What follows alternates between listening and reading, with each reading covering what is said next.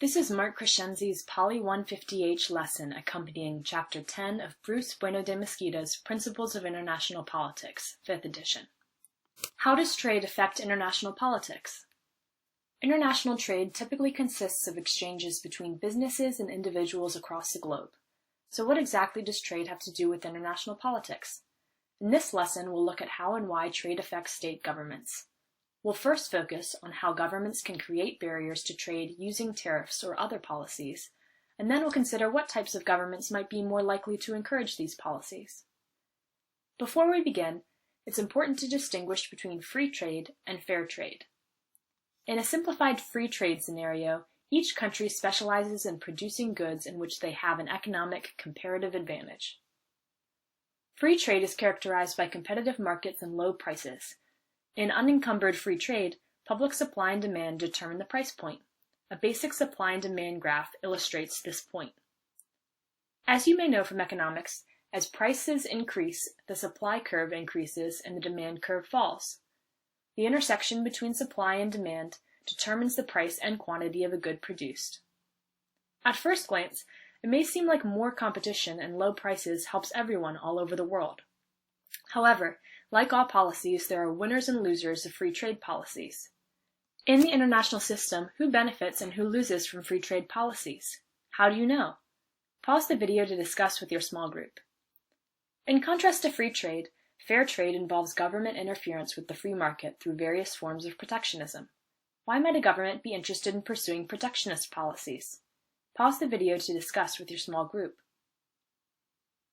Protectionist policies, such as tariff and non-tariff barriers to trade, are fundamentally about protecting domestic businesses from international competition.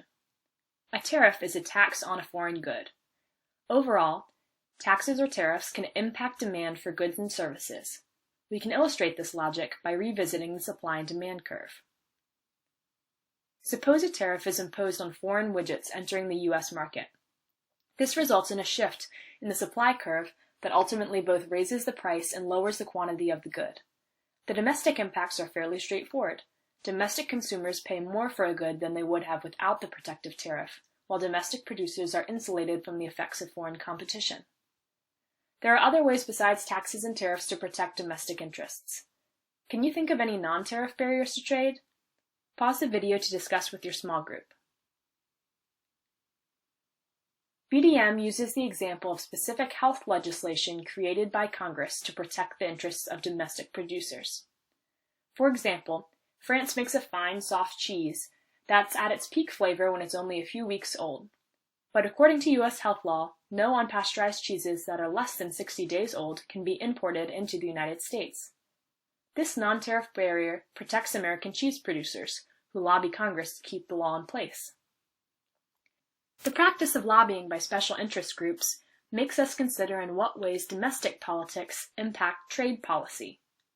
In a democratic government, producers may lobby their representatives for subsidies to keep their prices competitive internationally.